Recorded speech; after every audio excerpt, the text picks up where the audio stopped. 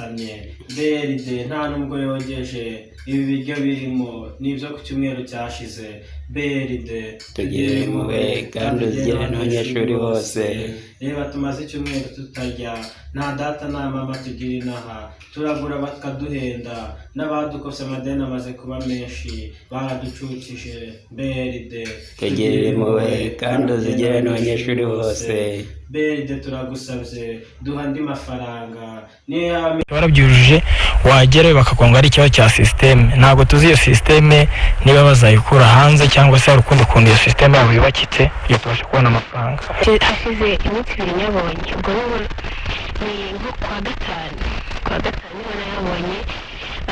Wenda nkanjye Nyamirambo kugira ngo ngere hano kandi ntago nahava n'amaguru ngomba gutega. Urumva ubwo ngubwo kugira ngo mbone umubyeyi wenda nimba baravuze ko ari ukudufasha, aho polisi bagomba no gukurikirana yuko ubwo bufasha bwose tububona, ugasanga nko kuri BRD wenda kuko aribo badufasha, ugasanga ikibazo kiri nko muri izo process zabo bakoresha. Nko ku cyanjye giti hari igihe kigeze kibaho mbura buruse amezi 5 yose, kandi ibyo bintu byose nayo narabikoze, nta kintu na kimwe nari narakoze. Nko mu myigire kugira ngo turye biba bisaba ko twishyura resitora tukishyura amafaranga. Rero iyo buruse itinze kuza amafaranga ko yatiyabane twishyure resitora aba ari ikibazo gikomeye cyane. Ugasanga rimwe na rimwe ushaka kujya mu ishuri utariye, ugasanga inzara irakwishura yasinziriye ntiwumve n'ibintu lecture ari kwigisha, ugasanga nyine biratugonze ubuzima bwacu bwa buri munsi. Umuyobozi wungirije ushinzwe iterambere rya Kaminuza y'u Rwanda Dr. Charles Murigande avuga ko bimwe mu bibazo bitinze itangwa rya buruse kuri aba banyeshuri birimo gutinda kuzuza ibyangombwa nko kwiyandikisha, kutagira amakonti ndetse no gutinda gusinya kontara. Muri buri class haba hariho umuntu watowe, umunyeshuri watowe kuvugira abandi banyeshuri, tukabwira class representative uyu munsi utubarize muri class niba hari utari wabona inguzanyo ye buruse ye. Hari igihe usanga hari 2 3 se batari bayibona, ariko hari n'igihe usanga n'utari wayibona uwo munsi ataje kwiga. Kimwe twemeje mu nama duherutse gukora nuko tuzashyiraho deadline ikaba respected. Abantu nibamara kujya bamisinga umwaka wose wo kwiga nawe uzasubira gukina na registration. Mu kiganiro n'abanyamakuru cyahuje ubuyobozi bwa Banki y'Amajyambere y'u Rwanda BRD, Kaminuza y'u Rwanda, ishuri rikuru ry'imyuga n'ubumenyingiro ndetse n'inama y'amashuri makuru na kaminuza, hafashwe umwanzuro wo kunoza imikorere n'imikoranire, hagakoreshwa ikoranabuhanga ku buryo nta munyeshuri uzongera gutinda kubona buruse. Claudine Matata ni umuyobozi ushinzwe ishoramari ry'uburezi muri BRD. Iyo turebye abanyeshuri 28,000 tumaze kwishura, amafaranga yagarutse yose hamwe na y'abanyeshuri 500.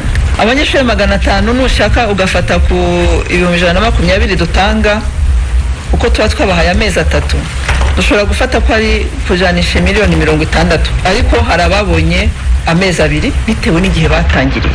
Ubu ngubu tuvugana ejo abantu bakora muri IT mu bigo byose bafite inama ejo ku buryo bagomba gutangira kureba uko izo systeme zizakorana. Uko mubyifuza ni nako natwongera twe tubyifuza gusa, kuko nitwe duhura n'ibibazo cyane gusumba uko mwe bageraho twe byamaze kuturangiza.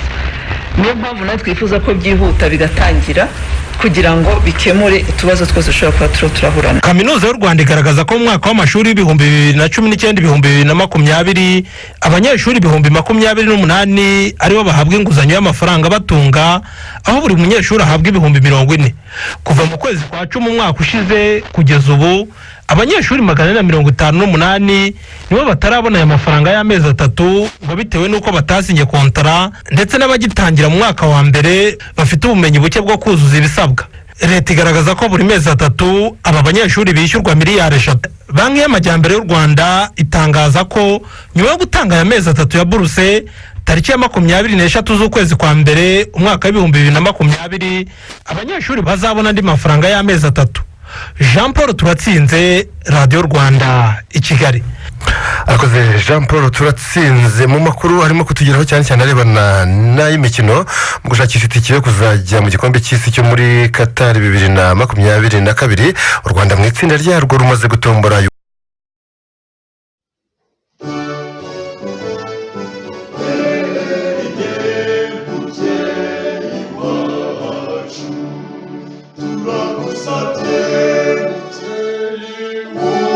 mumaganya yacu